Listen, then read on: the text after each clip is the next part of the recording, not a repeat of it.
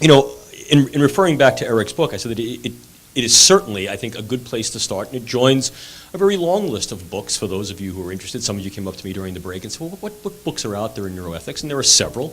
Of course, Eric's colleague Judy Illes was one of the first to come on the market with her edited volume.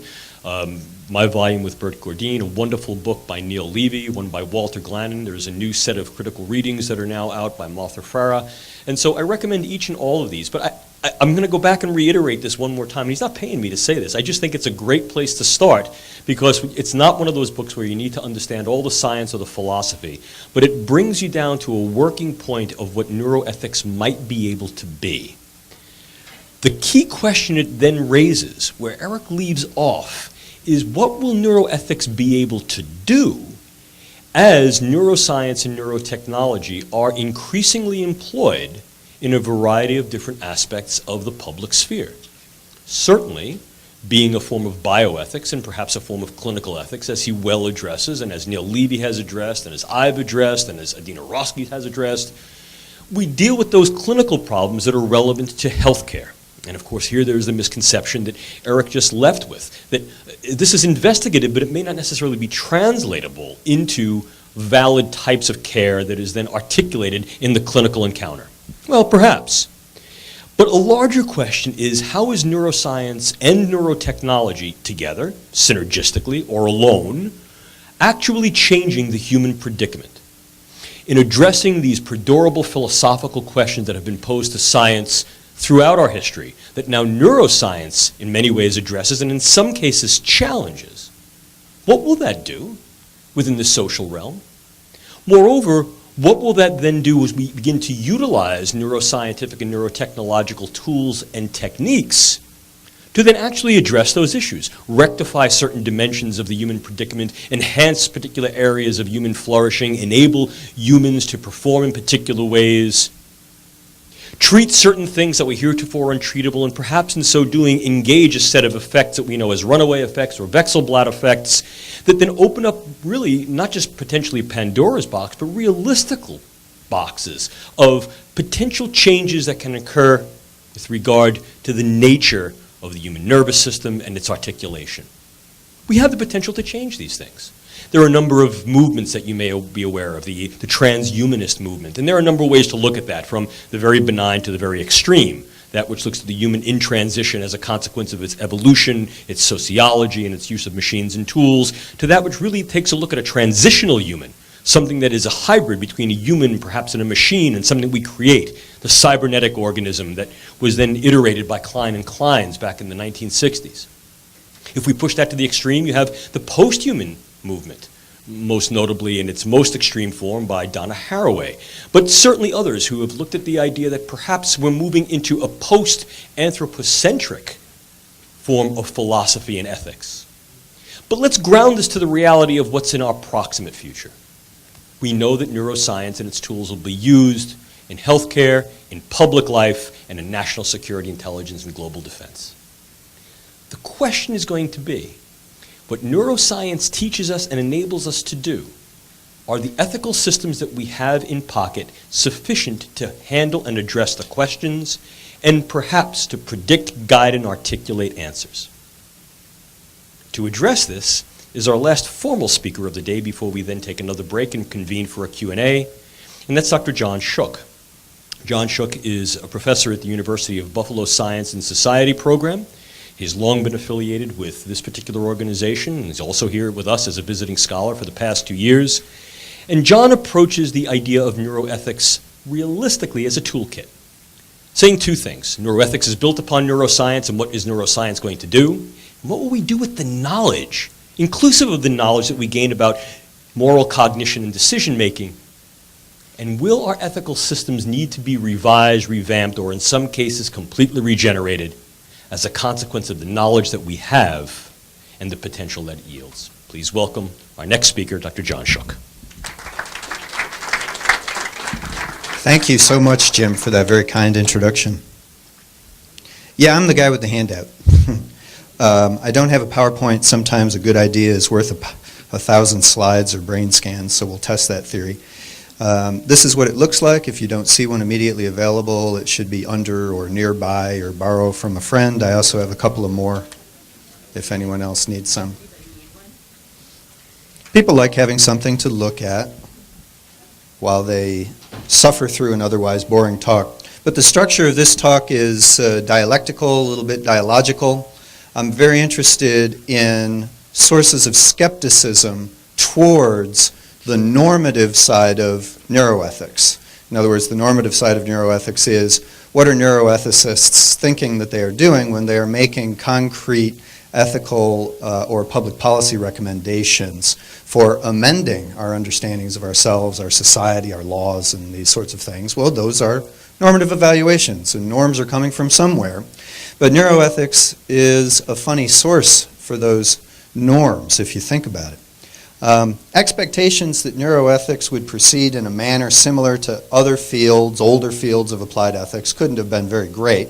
Which ethical systems could keep pretending that their foundations are unshakably secure against science?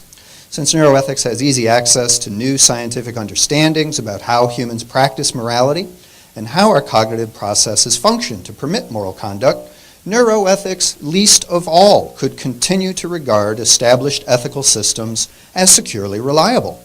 Plenty of fresh thinking about how ethical systems could be revised in light of these sciences of morality is already ongoing across many disciplines. Neuroethics should consider all this work most carefully and be a leader in this effort to reevaluate views about morality, whatever the source.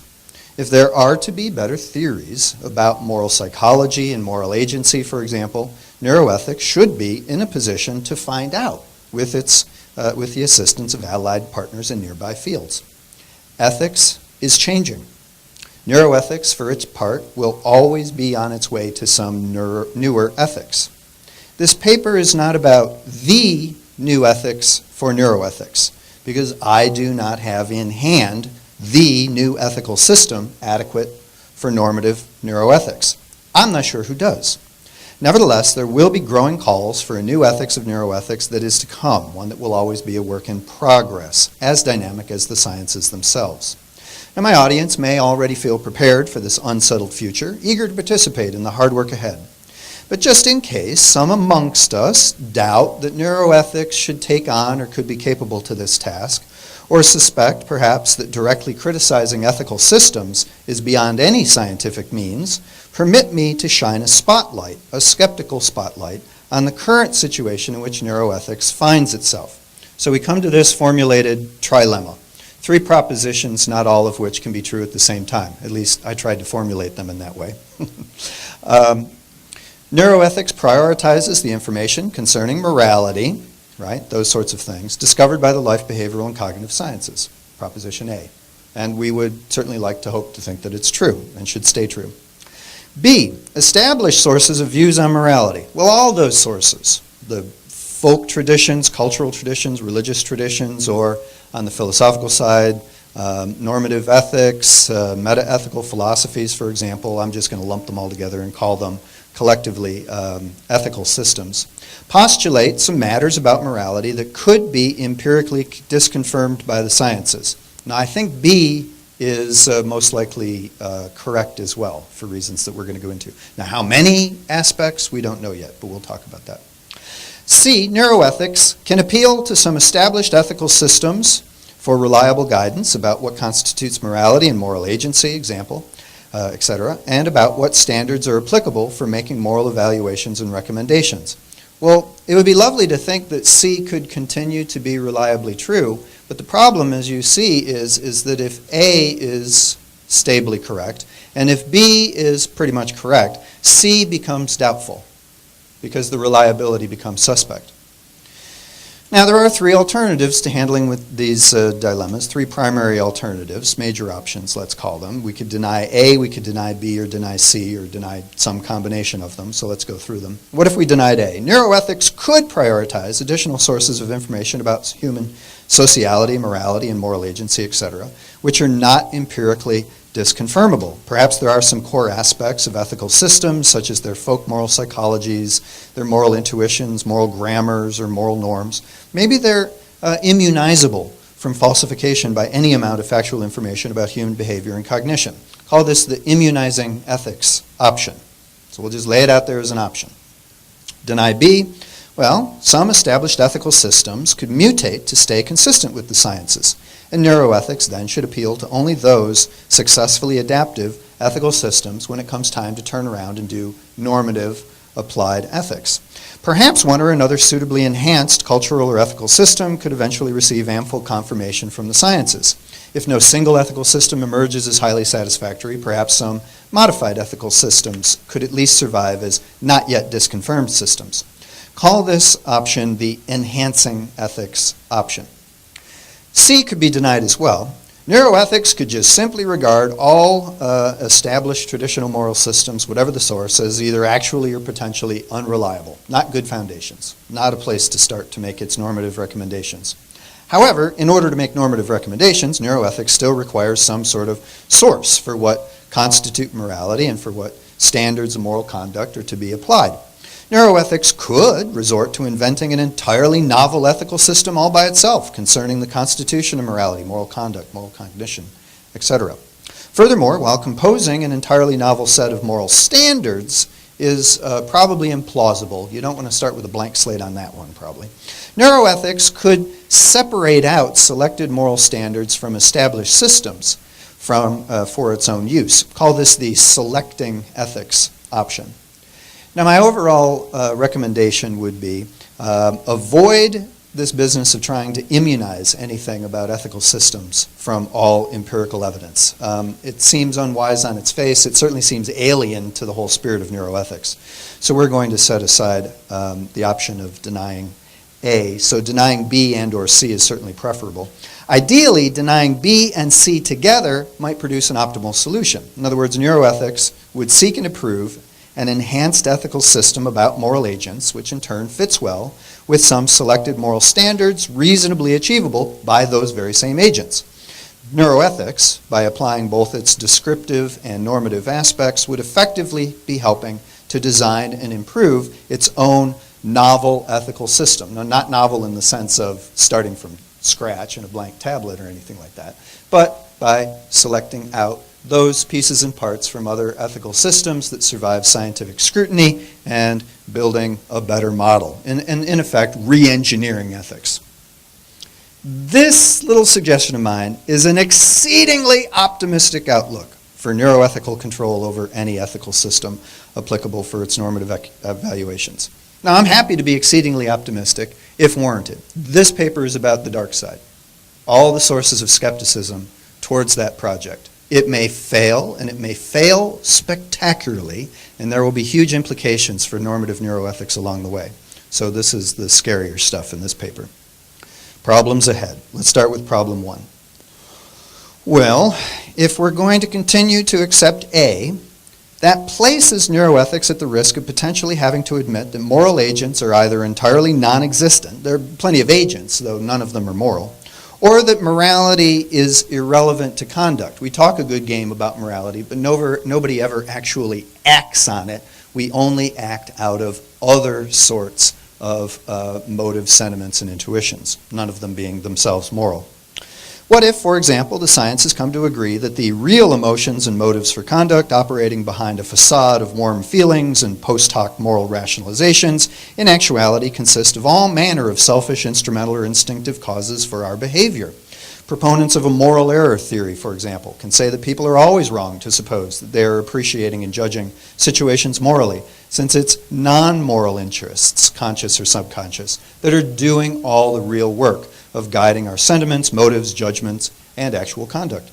If neuroethics is, perhaps unwillingly, but nevertheless led to the position that nothing like moral agents actually exist, and seemingly objective moral standards cannot in fact be objective at all, then neuroethics itself is in an odd position. It cannot therefore be in the business at all of offering objective moral evaluations of anything. This does not mean that neuroethicists individually can't offer evaluations, since neuroethicists, of course, like anyone else, can continue to make evaluative judgments according to their personal tastes or their community's sensibilities. But if neuroethics won't be discerning ethical conduct or applying morality or normative ethics, then neuroethics should either devolve into a subfield of social neuroscience or just change its name to neuroadvice. And that's actually 98% of what's being published in normative neuroethics right now is neuroadvice, meaning according to our local community moral standards, this is probably how we should handle the application of these technologies. Or, according to what us civilized people already feel is morally right, I advise that we proceed cautiously when doing this other thing with our neuroscience, right? It's neuroadvice. It's like running an advice column. Advice columns are enormously useful. They kind of keep us on the beam of where we're already going. But it wouldn't be ethical advice, right? All right, well, there might be a solution to problem one. The magnitude of our collective moral error may actually not be all that great. I think this is overblown, and I think Patricia Churchland's talk explains why. Evolutionary and social science explanations for features of sociality and morality seem to be amply confirming matters, such as kinship bonds, caring for members of the in-group, valuable forms of civil etiquette, and all kinds of systematic reciprocity among fair cooperators, the sort of business of life that keeps social groups going. The sorts of social bonds which pretty much make up the core ingredients of what might be called basic human morality. Humanity's reliance on this basic morality and a few common moral norms is now, respectably, universal in the sense that it is found more or less wherever human societies are found. Not the same rules, but the use of moral rules. And there's a lot of commonality among the core virtues and duties. Morality is now regarded as an empirically well-established cultural universal, discernible in every kind of society, including the few remaining hunter-gatherer societies. Basic moral norms, common virtues and rules taught to children, span the gamut from simple instructions like keep yourself and your surroundings orderly and clean, be helpful and cooperative, respect your abilities and try to improve them, honor your kin and family reputation, obey proper authorities looking out for you. Be trustworthy about your commitments to others. Don't deceive others for your amusement or benefit. Don't cause suffering or harm without serious justification. Compete fairly and within boundaries. Don't betray group efforts for personal gain. Prioritize group interests in time of stress and danger. And so on and so forth. The sort of thing we keep finding ourselves repeating to our 6-year-olds. And every human society has been doing this, and it looks like every human society has been doing this for a very long time. Perhaps as much as, the entire span of Homo sapiens, or an appreciable portion of it. Okay. Basic moral norms apparently have a solid basis in human evolutionary history. All the same, higher ethical expectations that morality additionally involves concern for the happiness of all, or duties to just generic others, or any sort of universal rights, now those may be entirely unfulfilled. Idealized notions of morality may turn out to be just language games we play amongst ourselves, in the sense that that kind of exalted morality just might be politics by other verbal means. Neuroethics could be on a path towards some kind of moderate ethical skepticism, not a complete moral skepticism or nihilism, since much of what we regard as morality can be scientifically confirmable, as we were discussing, but a kind of a skepticism toward any ambitiously idealized set of moral virtues, duties, and imperatives that transcend the scientific account of what people are generally capable of doing. Moral saints may live among us, but they are moral outliers, not moral models. But this leads us to problem 2. If some sort of ethical skepticism, either extreme or moderate, is the destiny of neuroethics, then the project of enhancing ethics, what we were thinking of doing when we were denying B and instead trying to improve it, that, however, appears to be significantly obstructed. No sophisticated ethical system, any expectations beyond fulfilling kinship, local caring, or reciprocity norms could receive enhancement from scientific considerations. Each ethical system could only be stripped of its pretensions about obligating people to anything beyond our basic morality.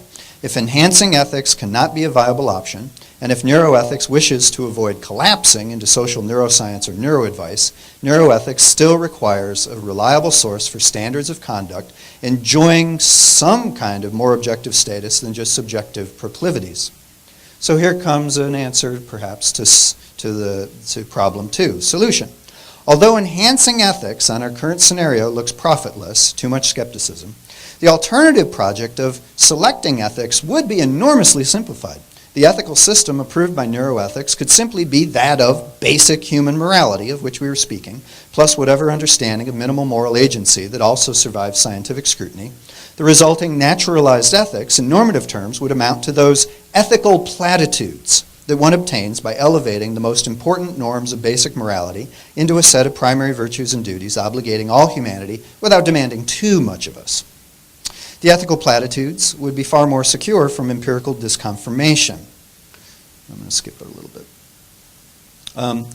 Admitting a degree of ethical skepticism prevents ethical enhancement, but it does permit this humbler path to sort of inventing simple ethics for real people. Now, I hasten to add that this sort of normative neuroethics would not be attempting to derive any moral oughts from natural facts. It would only be centering on those minimal moral norms that people already manage to follow more or less and would like to follow them more closely.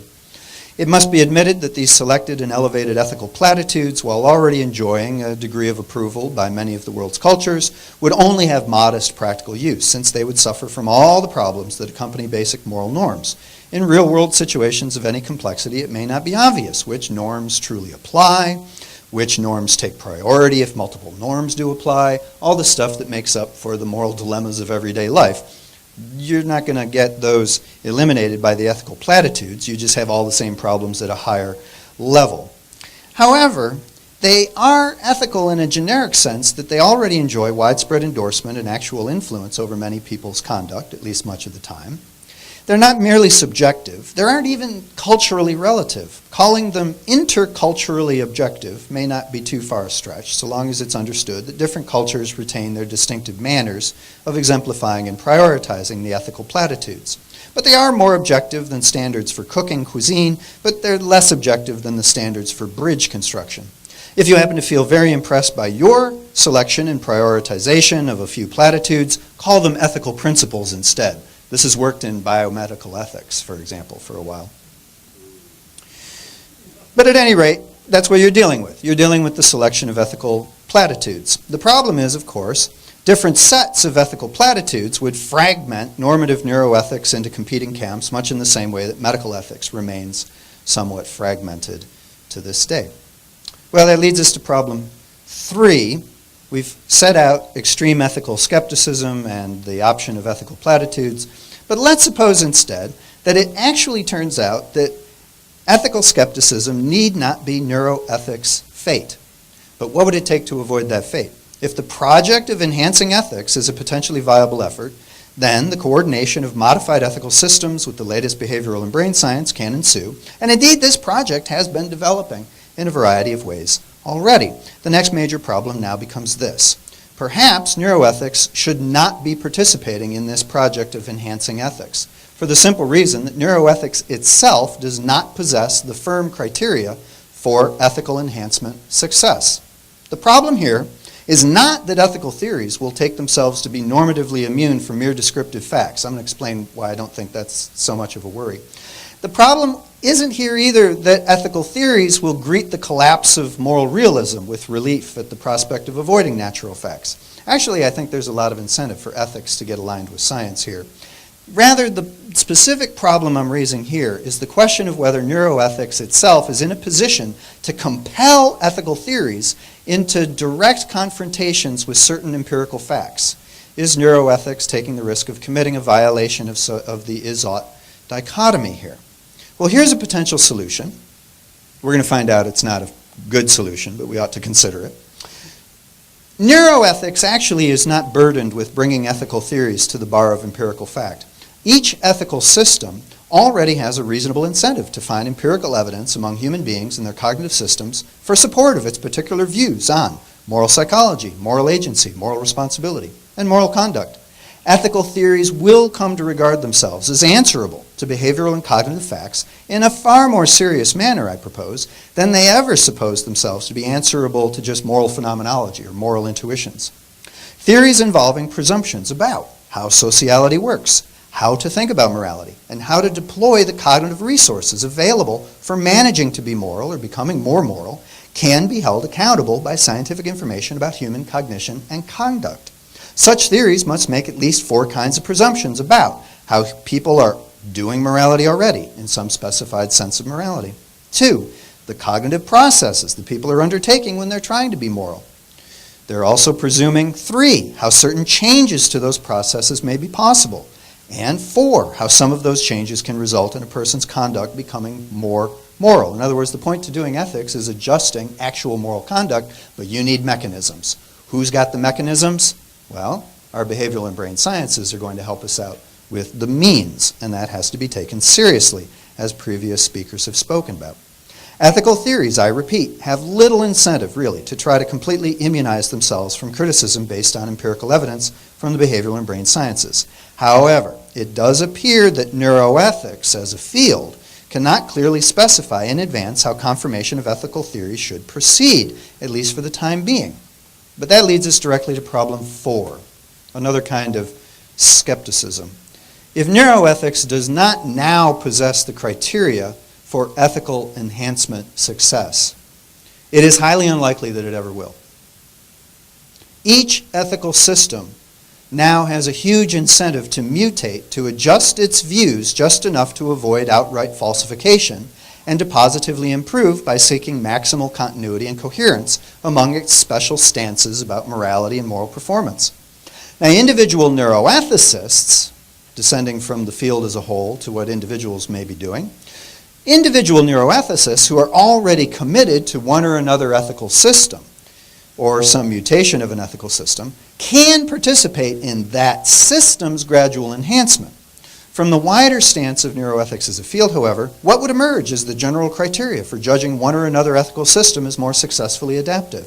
Several ethical systems might simultaneously claim high coherence with the relevant and correctly interpreted evidence.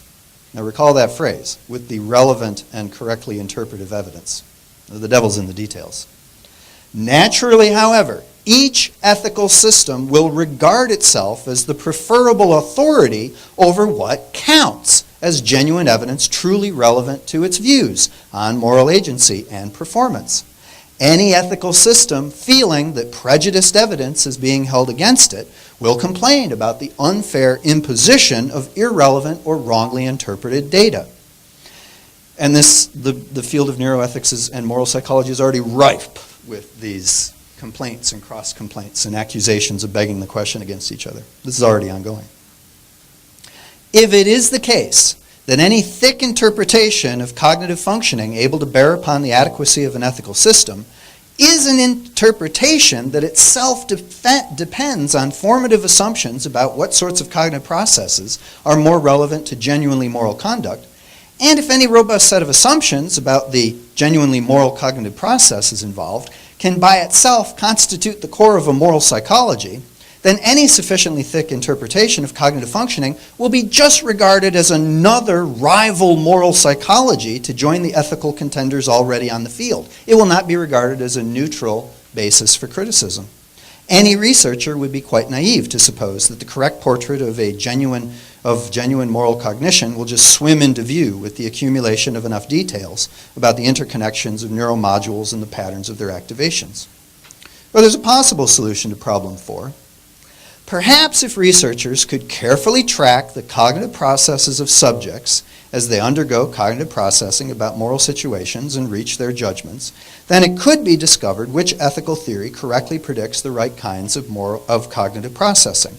If an ethical theory were compelled to make very specific predictions about which neural pathways and cognitive processes were engaged in serial or parallel or whatever on the way towards the issuance of a verdict by the subject upon the morality of a considered course of action, then empirical confirmations or disconfirmations, I guess, could accumulate. It would look a lot like other scientific inquiries and tests and checks upon scientific theories. It is a pity that ethical theories aren't used to make such specific predictions. I say that with a tone of irony. Since the ethical theories around today are full of all sorts of notions from folk moral psychology, what people commonly say about how to be moral, and what being moral seems to feel like to typical people, But ethical theories are notoriously vague when it comes to detailed, specific accounts of the exact cognitive processes behind correct moral intuitions and actions. They're notoriously vague because they haven't a clue. Right? We've only just begun to explore the brain. This leads us to problem 5. Since ethical theories on offer today are unable to specify in any interesting detail to permit their falsification, those cognitive processes that would occur were those theories correct about proper moral cognition and judgment, researchers will have to go looking for other ways to compare ethical theories. The immaturity of this project of enhancing ethics is manifested in all sorts of ways. It's manifested, I'll mention one way, the curious way that some neuroscientists are attempting to map correspondences between specialized cognitive functions and the modes of moral discernment endorsed by selected traditional ethical theories like utilitarianism or deontology. Why just those ethical theories rather than others? Are we forever stuck with utilitarianism and deontology or any other lineup of extant theories one would care to list? Imagine if epistemological inquiries were conducted in this odd manner. One might as well try to map correspondences between learning from impinging sensory impressions and images of brain activity, and then comparing that result with mapping correspondences between learning from imposing rationalist categories and more images of brain activity in order to discover which 18th century epistemology was more naturally correct. The way that some brains are evidently capable of thinking deontologically, and others in a utilitarian manner, when confronted with an artificial situation having only two possible outcomes, only indicates that those brains are indeed trainable in those two ways, which we already knew before brain imaging. But no amount of brain imaging itself would tell us that those are the only two ways of confronting ethical situations, or even very interesting ways of undergoing moral cognition. We should anticipate that established ethical and meta-ethical theories, precisely because they arose during eras of vast ignorance, confusion, and misinformation about psychology in general and moral psychology in particular, would suffer from all sorts of distortions and misconceptions.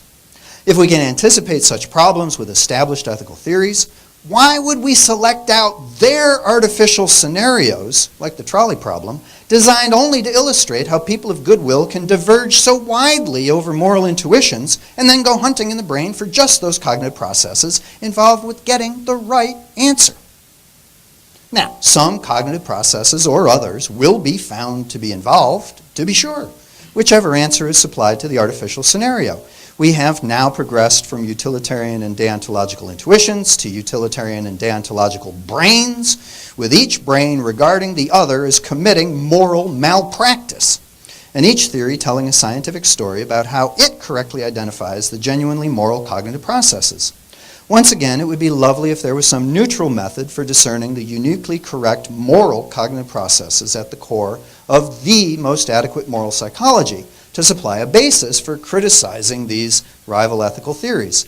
However, there doesn't seem to be a way to avoid the result that any proposed correct moral psychology will simply be regarded as just another rival moral psychology to join the ethical contenders already on the field. Any attempted use of it would be matched by accusations of begging the question against by the other ethical systems.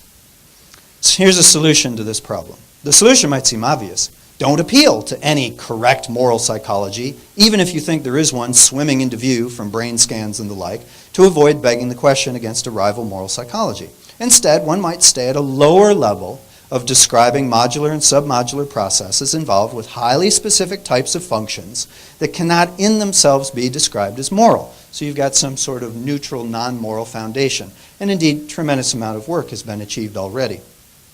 However, sophisticated ethical systems shouldn't have much difficulty accommodating themselves to whatever is discovered at that lower level, especially in light of the way that there is no unified cognitive process for morality. There is no moral function, there is no moral module, there's no moral gene. Morality seems to be, more a matter of many different kinds of cognitive processes tackling different modes of moral thinking. So this leads us to problem 6, the last problem. Suppose some component processes of one sort of moral judgment are discovered to be consistently involved, and those component processes were not expected by some ethical theory. Maybe now we have here a critical test. Maybe we can have a disconfirmation. However, that ethical theory can either gratefully incorporate those component processes into its enhanced account of moral judgment, or if that incorporation would disrupt other important components to the ethical theory, that theory could simply reject that judgment as genuinely moral. That many people feel intuitive moral concern for animal welfare, for example, because they undergo certain cognitive processes when contemplating the poor treatment of animals, does not demonstrate that an ethical system is inadequate for failing to endorse better treatment of animals. The cognitive processes involved with someone's judgment that homosexuality is disgusting and perverse could be isolated and examined as another example, and each ethical theory can deal with this information either by incorporating those cognitive processes into its account of sound moral psychology, dubious, but that's an option, or by incorporating those processes into its account of defective moral psychology, perhaps a more favorable option, or finally by simply denying that such a judgment is a moral judgment at all and classifying it as some different kind of intuition or sentiment. Information about cognitive processing is relevant to ethical systems, to be sure, but there is no obvious neuroethical formula specifying how an ethical system must deal with such information. Now, those of you who are familiar with philosophy of science should start feeling like this is a familiar scenario. How do you confront theory with evidence? It isn't that easy. Well, here's a possible solution to problem 6. Suppose there were an exhaustive list of all the right moral answers to questions about every kind of moral situation that was available to all researchers in advance, akin to the way that researchers in visual perception can agree on conventional objects, like letters on a wall, available for viewing under standard conditions by any normal subject. Then convergence towards one theory of moral cognition could be hoped for. But if we already had that huge list of all the moral answers, our normative theorizing would be over right from the start, and the uniquely correct ethical standards would be ready for application to cases. We don't have it, we're not going to have it. Now, what happens to the project of enhancing ethics? Perhaps no brain science information will be able to enjoy an independently robust status that is neutral enough to serve as a non-question begging basis for decisive criticism against a sufficiently sophisticated ethical system. If this scenario continues to look like a long-term situation, then neuroethics as a field will not possess the independent criteria sufficient for judging ethical enhancement success by any ethical system. Neuroethics would stay normatively fragmented by dominant ethical systems enjoying robust confirmation from the behavioral and brain sciences, not unlike the present situation with other fields of applied ethics. The project of ethical enhancement would carry on, the bickering over experimental evidence would continue unabated, and rival ethical systems will mutate and inflate with information about the sorts of cognitive processes involved with the conduct that those ethical systems deem to be moral. Persistent ethical systems will overlap about some cognitive details where they agree on what counts as moral agency and conduct, and they will disagree on cognitive details where their views upon moral agency and conduct diverge. Any further analogies with scientific paradigms can't get very far, although neuroethics researchers will probably stay on the hunt for the elusive critical experiment, crisply delivering verdicts of winners and losers among what are increasingly going to look like ethical paradigms. The prospects for genuinely critical experiments look dim. Ethical systems should not be simplistically regarded as closely similar to theoretical paradigms in science, I should hasten to say. I'm just helping us along with a little bit of metaphorical analogy.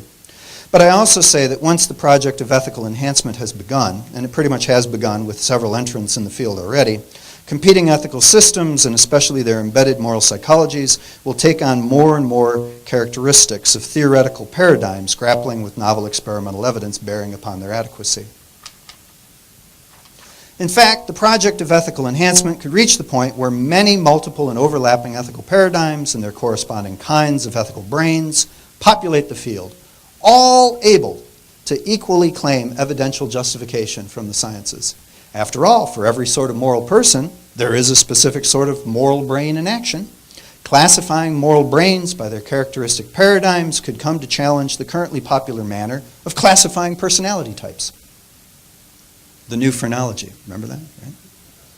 Because sufficiently flexible ethical paradigms would be able to point to enough confirming brain evidence in some subset of the population, and each paradigm would look sufficiently natural where enough people conform to its expectations, there would be little incentive for paradigms to attempt to subsume or incorporate other paradigms, and only proliferation, not convergence, would ensue. The project of ethical enhancement would culminate in neuroethical relativism. All right, now just come for a final summing up. The three primary solutions to the neuroethical trilemma. How far did we get? Well, first off, if strong ethical skepticism in the long run seems to be advisable, then the descriptive components of neuroethics can just be incorporated into social neuroscience. Any remaining normative neuroethics would just amount to local neuroadvice. If instead we're looking at a scenario of moderate ethical skepticism resulting from finding that some universal basic moral norms can survive scientific scrutiny, then neuroethics could undertake selective ethics by elevating selected norms into ethical platitudes and proceed to apply them in the normative evaluation of cases. It wouldn't be easy, but at least you would be rising above personal taste or social sensibility. If ethical skepticism can be avoided, then the project of ethical enhancement can proceed. This is the third option. However, as I've explained, that path ultimately leads, I think, towards neuroethical relativism, as surviving mutated ethical paradigms find plenty of brains that confirm their expectations. This then appears to be the current prospects for normative neuroethics: neuroadvice, neuroethical platitudes, or neuroparadigm relativism.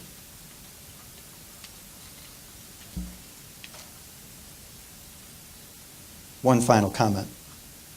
Now, of course, the way that these three projects emerged from the neuroethical trilemma was predicated on, let's keep in mind where we got this from, was predicated upon permitting neuroethics to narrowly focus on scientific information about how moral cognition, such as we take it to be, happens to function among humans. Perhaps, stepping back, this is too narrow a basis for neuroethics to explore its options as it evaluates ethical theories. Now, it is a basis for weeding out simplistic and maladaptive components to ethical theories, from folk moral psychologies and misleading moral phenomenologies to bad moral grammars and outdated metaethical concepts. But this process of weeding out does not show us how a single enhanced ethical theory should emerge in the long run. If there is any way for neuroethics to confidently reach normative principles, more securely objective than mere platitudes, in other words, a truly new ethics for neuroethics, a wider perspective on the proper functioning of morality in its cultural settings, and not just its synapse settings, is needed. It may be that neuroethics needs to consider how humans think together about how morality works, in addition to considering about how individual brains manage to be moral in the first place. And thank you very much.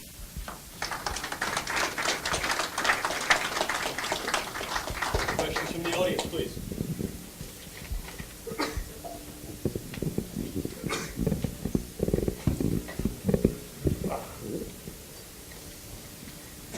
Thanks. I want to pick up on your reference to philosophy of science and the issues it raises. I recall reading a book in 1959. I can't remember the author or the title of it. It was about two types of science: the science of discovery and the science of verification. Mm-hmm. What was it? Russell Hanson. Somebody else.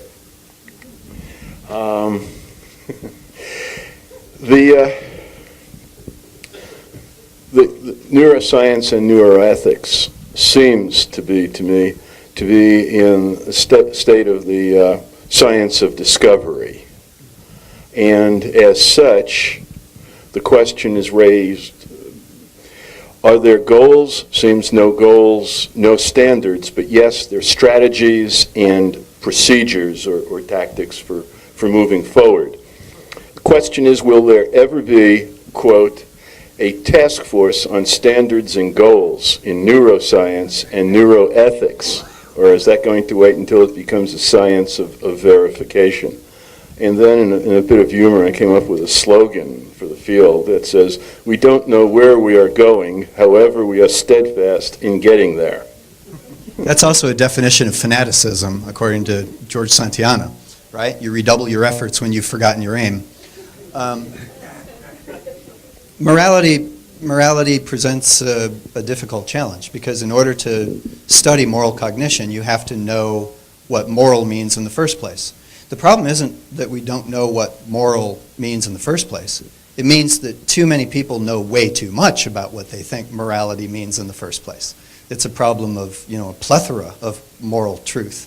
Can neuroethics, be a partner to that project, to weeding out what is truly moral? On the face of it, that seems absurd, right? I don't think it's absurd. And the reason I don't think it's absurd is because it's not because neuroethics has special powers of justification or verification to compel, this sort of normative discovery. It's because the ethical theories on offer themselves include descriptive factual accounts of what they take human beings to be actually doing and how we actually manage to do it. So they're the ones that are on record as already making descriptive claims that then can be checked against what we can find out about human beings and how our cognitive systems functioning. So it's sort of doing both at the same time. We would love to be able to confirm some of the claims that ethical theories make, especially where they tend to agree. And there is actually a fair amount of overlap in moral psychology among many ethical systems.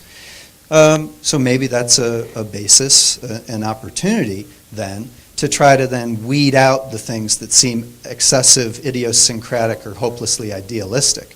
So the project of enhancing ethics could, in the long run, weed out a great deal of nonsense, and it could leave behind a core of not just ethical platitudes, but ethical platitudes with some bite.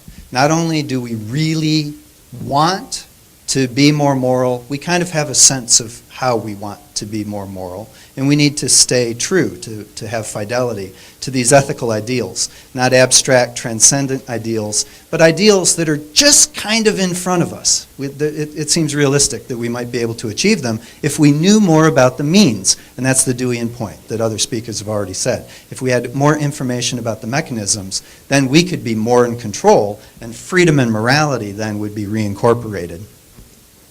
Other questions from the audience?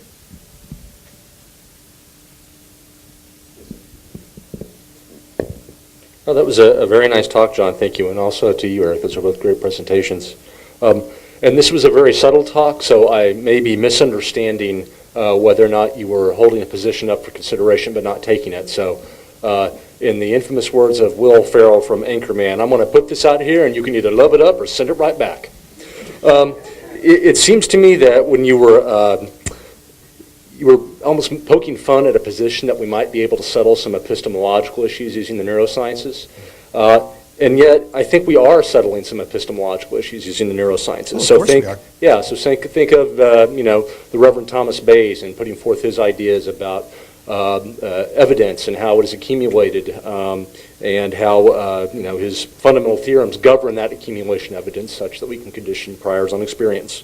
And I would argue that in the neurosciences, we're getting a lot of evidence that Bayes' theorem is fundamentally correct in many ways. And so that would be a particular position in epistemology, a Bayesian notion of the accumulation of evidence that I think the neurosciences are bearing out, that undergirds a lot of the model building that many theorists in the neuroscience... You caught my sarcasm exactly. Okay. We have made enormous progress Okay. in other areas of cognitive science, precisely because we haven't found ourselves beholden to outdated traditional theories. The downside it's over 200 years old. Yeah, I guess yeah. that's what I was saying, is that there are, Kant's only, what, a little over 300 years old? I mean, it seems like sometimes the neurosciences can shed light on these traditional issues that have Absolutely. long concerned epistemology, rationalism and empiricism, arguably, Yeah. right? All the more ironic that we're also still not talking go- about utilitarianism. Yeah. Why are we talking about utilitarianism? Yeah. That's the million-dollar question.